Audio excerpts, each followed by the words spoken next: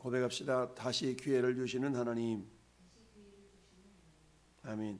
다시 기회를 주시는 하나님. 자, 사울왕은 왕이 되기 전에 사울왕의 어떤 모습은 어떤 모습이었습니까? 겸손하고 그야말로 출중했던 외적인 모양으로나 섬김의 모습으로나 겸손하고 충실했던, 아버지 일에 충실했고 어쩌든 충실했던 그런 모습의 젊은이였죠. 그런 그를 이스라엘 백성들이 왕을 구하자 기스의 아들 사울을 왕으로 삼았죠. 외적인 모습을 볼 때도 사울은 키가 다른 사람보다 머리 하나가 클 정도까지 키도 컸고 훤칠했던 그런 사람이 사울이었죠. 그런데 사울이 왕이 된 지 채 2년이 되지 않아서 사울은 겸손의 사람에서 교만의 사람으로 바뀌어 버린 걸 봅니다. 자, 결국 왕이 된 지 2년 만에 하나님은 사울을 네가 왕이 계속되지 못하도록 하겠다라고 한마디 말하면 심판하는 심판을 내리고 말았던 겁니다. 그리고 이제 한 20여 년이 흘른 상황이 지금의 상황이거든요. 근데 그 상황 가운데 오늘 1절은 이렇게 시작하죠.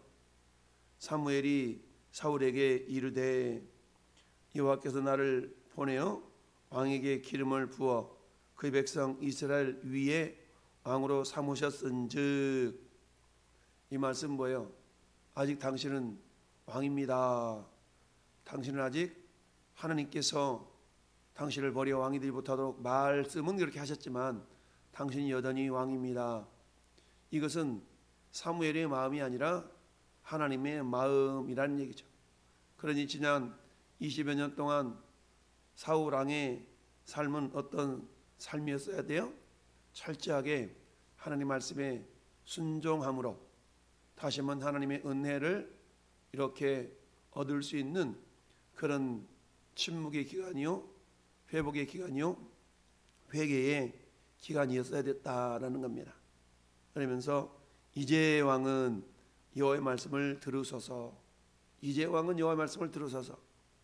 그 전에 불순종함으로 말미암아서 그야말로 하나님께로부터 일종의 버림받았던 이 사울이지만, 그래도 여전히 하나님은 당신의 종을 통해서 기름 부음을 받은 왕을 함부로 내팽개치지 아니하시고 다시 기회를 주시려는 그런 자비의 모습을 1절에 나타내 보이고 있어요.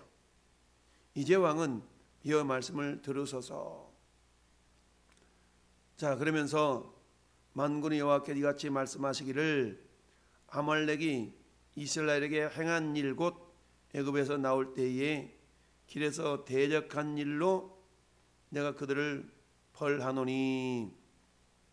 여러분, 지금 2절의 말씀은 몇 년 전의 상황을 지금 기억하신 겁니까? 하나님은 지금 이스라엘 백성들이 출애굽해서 광야 40년, 그리고 사사시대 약 350여 년, 이러니까 근 400년 상황 일이잖아요.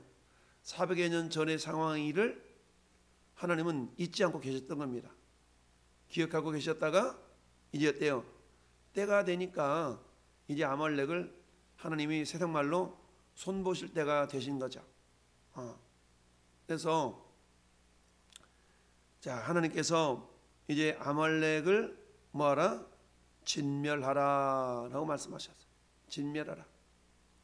지금 가서 아말렉을 쳐서 그들의 모든 소유를 남기지 말고 진멸하되 남녀와 유아와 젖먹는 아이와 우양과 낙타와 나귀를 다 죽이라 그랬어요.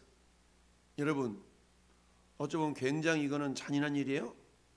남녀, 그래도 이게 전쟁에 참여할 만한 사람만 죽이는 것이 아니라 남녀, 여자까지, 그리고 어린아이, 소아, 그리고 젖먹는 아이. 야, 여러분, 하나님은 잔인하시다 라고 말해도 틀릴 바가 없는 듯한 그런 모습이 3절에 나타나 있어요. 진멸하라. 멸하라. 진멸하였으되 진멸하기를 즐겨하지 아니하고, 이 진멸이라는 단어를 3번씩이나 막 기록하면서 진멸하라 진멸하라 말씀하고 있고요. 그럼 왜 이렇게 하나님이 아말렉 족속을 진멸하게 하려고 하시는가? 그것은 이스라엘 백성들을 애굽에서 구원해낼 때 최초로 구원의 길, 애굽에서 나온 이스라엘의 구원의 여정에 최초로 막아섰던 이방인이에요. 이것은 하나님의 관점에서 본다 그러면, 감히 내 백성 이스라엘을 구원하는 길을 네가 막아서, 이것을 하나님은 사단의 세력으로 보신 것입니다.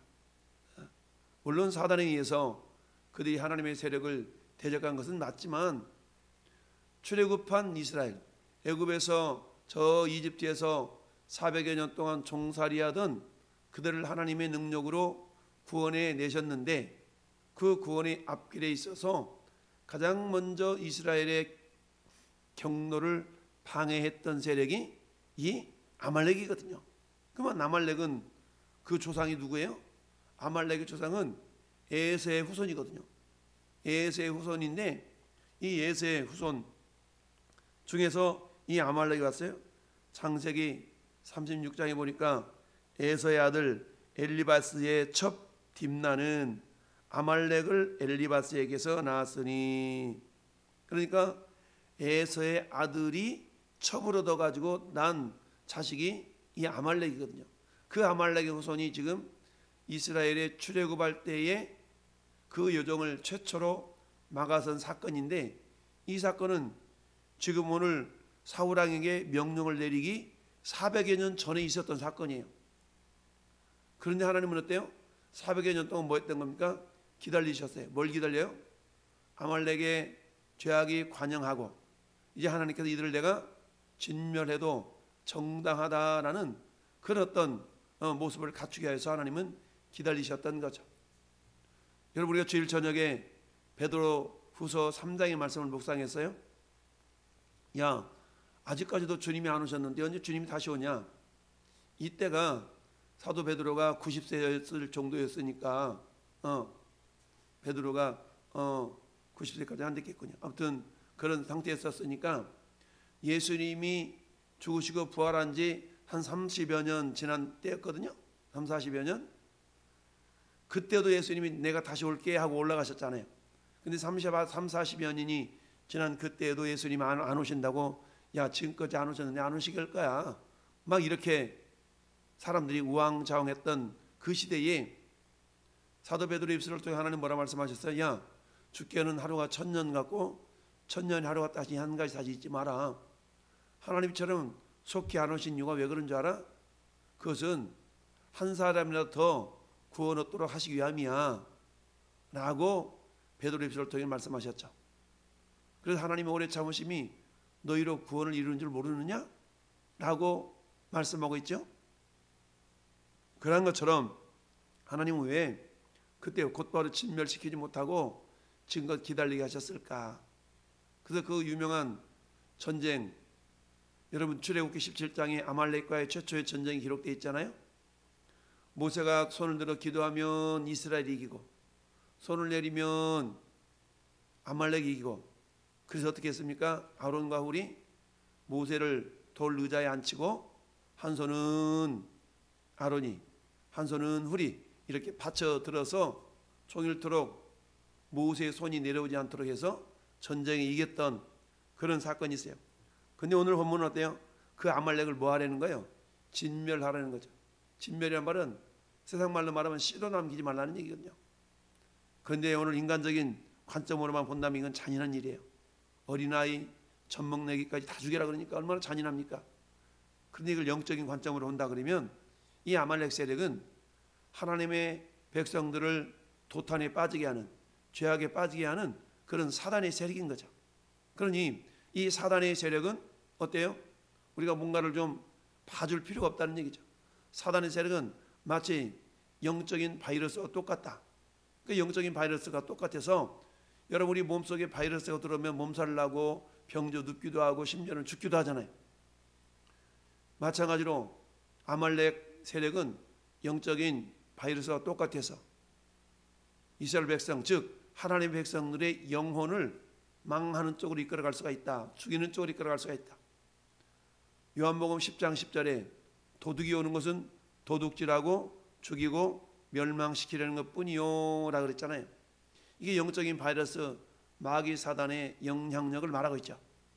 그러니까 하나님은 지금 이 사울 왕으로 하여금 아말렉을 진멸할 것을 명령하고 있어요. 그러면 사울 입장에서는 지난 20여 년 동안 어쩌면 하나님의 침묵 속에 살아왔었는데 이제 사울 왕은 어때요? 이제 다시 한번 하나님이 주신 기회를 살려서 순종하고 충성하면 되거든요. 이게 오늘 전체적인 핵심인데, 그래서 하나님은 진멸하라 진멸하라 진멸. 이 진멸이라는 단어는요, 진멸이라는 데는 진멸하다라는 이 동사는 진멸이라는 명사에도 봤잖아요. 그러면 진멸이라는 명사는 뭐냐면 이건 헤렘이라는 단어인데, 이 헤렘이라는 단어는 어떤 의미가 담겨져 있냐면 마치 제물을 이렇게 온전히 바치는 거, 하나님께 제물을 온전히 바쳐드리는 이것을 헤렘이라 그러거든요. 그러면 하나님께 바쳐드렸다는 얘기는 이제 그것이 내 손을 떠나서 하나님 것이 되었다는 얘기입니다. 하나님이 여호수아에게 가나안 땅을 점령해 들어갈 때 최초의 성이었던 여리고 성이 있잖아요. 여리고 성을 향해서 하나님 뭐라고 말씀하냐면 진멸하라라는 단어가 이러면 나오거든요. 진멸하라. 이 여리고 성을 진멸할 때 하나님은 모든 사람을 진멸한 것이 아니라 그 가운데 누구는 제외시켰어요? 기생 라합은 제외를 시켰죠. 왜? 기생 라합은 하나님 편이었거든요. 그러니까 죄인을 멸망시키는 가운데에 하나님의 편에 서 있었던 이 기생 라합만큼은 하나님 구원해 주셨죠. 동일한 원리가 오늘 본문에도 나타나 있어요. 자, 아말렉을 진멸함에 있어서 사울이 뭐라고 그랬냐? 6절 말씀에 사울이 겐 사람에게 이르되 아말렉 사람 중에서 떠나 가라. 그들과 함께 너희를 멸하게 될까 하노라. 이스라엘 모든 자손이 애굽에서 올라올 때 너희가 그들을 선대하였었느니라. 이에 겐 사람이 아말렉 사람 중에서 떠나니라. 겐 사람은 누구예요? 호밥이라고 그래가지고 그 모세의 처남이었죠. 광야길을 인도해 갔던 그 호밥인데, 호밥을 뭐 모세의 창인이라고도 하기도 하고 처남이라고 하고 그러는데 처남이 맞는 걸로 해석이 돼요. 그래서 광야길을 호밥이 너무 잘 알았어요. 근데 이 사람이 겐 사람이거든요. 그러니까 하나님은 주와 복음을 위해서 선한 일을 행했던 그것을 기억하고 계신다는 얘기죠. 그래서 의인을 악인과 함께 멸하기를 원하지 않으셔요. 그래서 악인이 멸할 때 하나님 반드시 의인을 이렇게 골라내시는 거예요.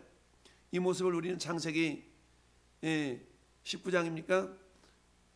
하나님이 롯을 소돔과 고모라 땅에서 멸망시키려 하지 아니하고 롯을 건져낸 사건은 그 죄인을 면하시는 가운데 의인을 구원해내시는 것 같은 원리죠.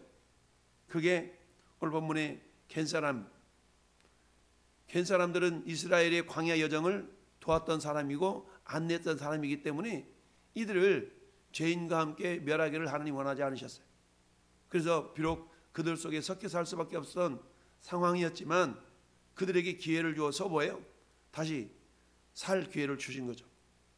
겐 사람들에게는 살 기회를 준 거고, 사울 왕에게는 다시 한번 하나님의 은혜를 회복할 수 있고 사울의 믿음, 하나님을 향한 믿음과 충성을 보여드릴 수 있는 기회가 오늘 아말렉과의 전쟁에서 이렇게 나타나 있는 거예요. 그들을 진멸하라. 진멸은 하나님께 모든 것을 바치라라는 의미가 있다고 그랬죠. 그랬는데 이 사울은 9절 말씀 가 보면 완전한 순종이 여전히 이루어지지 않았던 걸 봅니다. 사울과 백성이 악과 그의 양과 소위 가장 좋은 것, 기름진 것, 어린 양, 좋은 것은 남기고 진멸하기를 즐기하지 아니하고 가치 없고 하지 않은 것은 진멸하니라. 철저하게 하나님의 말씀을 순종하지 못하고 자기 생각이 들어가 있다는 얘기입니다. 여러분, 신앙생활은 철저하게 내 생각을 하나님의 생각에 복종시키는 것이 신앙생활이거든요. 근데 어때? 마귀는 네가 옳잖아, 네가 네 인생의 주인이잖아, 왜 그걸 네 마음대로 못해? 아니요, 우리가 가지고 있는 모든 건 우리 것이 아니에요. 하나님 것이라는 얘기입니다. 네. 고린도전서 6장 19절에 너희는 값으로 산 것이 되었으니 19절 20절에 너희는 하나님의 성령이 가는 성전이다. 근데 그 성전은 하나님 너희를 사서 하나님 성전 삼으셨다. 그러면서 20절에 뭐라고 말씀합니까? 너희는 값으로 산 것이 되었으니 너희 몸으로 하나님께 영광을 돌리라 라고 말씀하고 있죠. 여러분, 오늘 하나님은 우리에게 기회를 주시는 분이셔요. 기회를 주시는 자비의 하나님이시지만 여러분, 그 기회를 잡고 못 잡고 그 기회를 살리고 못 살리고는 우리 편에 달려있다는 얘기입니다. 우리에게 달려있어요. 여러분, 20여 년 전에 하나님 말씀에 불순종해서 버림을 당한 것 같은 그런 사울이었지만, 자주 말씀드리지만 하나님은 말이 그렇지 뜻이 그런가? 하나님은 자비하셔서 기회를 주시는 하나님이셔요. 그 기회를 지금 하나님이 주셨는데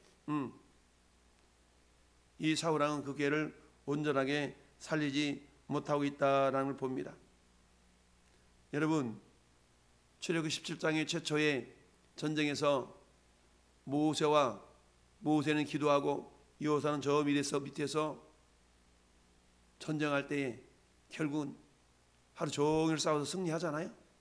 그래서 그때 여호와께서 여기까지 도우시고 승리할 수 있도록 하셨다라고 해서 여호와 니시, 승리의 깃발, 여호와 니시라는 그런 말이 나왔던 거죠. 자, 오늘 본문에 하나님은 저와 여러분들을 향해서 지금도 우리에게 기회를 주시는 하나님이셔요. 내가 지난날에 내 신앙생활이 어떠한가는 여러분이 아시고 하나님이 아시고 저도 알고, 그렇다면 하나님 보실 때에 여러분 신앙이 조금 미심쩍었고 그 신앙이 미흡했다면 다시 한번 주님이 기회를 주실 때가 있거든요. 그 기회를 주실 때에 어때요? 성경은 에베소서를 향한 말씀에서 세월을 아끼라, 때가 악하니라, 세월을 아끼라라는 말이 나와요. 세월을 아끼라. 여기서 세월을 아끼라는 말은 너에게 주어지신 모든 기회를 놓치지 말라라는 그런 의미가 있거든요. 하나님 우리에게 기회를 주시는 분들이에요. 그 기회가 주어질 때 여러분, 누가복음 19장에는 문화 사건, 문화 이야기가 나오잖아요. 어떤 각 사람들에게 모두가 다 한 문화씩을 다 주잖아요. 이건 하나님 우리에게 주시는 기회를 말하는 거죠. 근데 어떤 사람은 그 기회를 10분 활용한 사람이 있고 어떤 사람은 그 기회를 묻어버린 사람이 있죠. 저희 여러분들은 우리에게 주신 그 기회를 잘 활용을 해서 하나님 앞에 충성과 순종의 모습을 보여드릴 수 있어야 됩니다. 그렇습니다. 우리가 어떤 상황이 있다 할지라도 하나님은 지금 나에게 어떤 기회를 주셨는가를 깨닫는 것이 굉장히 중요하죠. 2023년 한 해 동안 하나님은 저는 여러분들에게 또 한 해의 기회를 주셨어요. 1년이라는 기회를 주셨거든요. 그 기회 날 동안에 우리가 해야 될 일은 뭡니까? 영적인 아말렉을 진멸하는데 우리의 에너지가 쓰임을 받아야 될 줄 믿습니다. 그런데 오늘 9절 말씀처럼 사울왕은 자신의 육신의 생각대로 행동함으로 말미암아 이어서 나오는 마지막으로 마침내 하나님은 이제 기회가 더 이상 주어지지 않는 그런 모습을 봅니다. 사는 성도 여러분, 오늘 한 날도 하나님 나에게 주신 인생의 기회임을 기억하고 오늘도 주님을 기쁘시게 해드리는 그런 순종과 결단의 시간이 있기를 예수님의 이름으로 축원합니다. 아멘.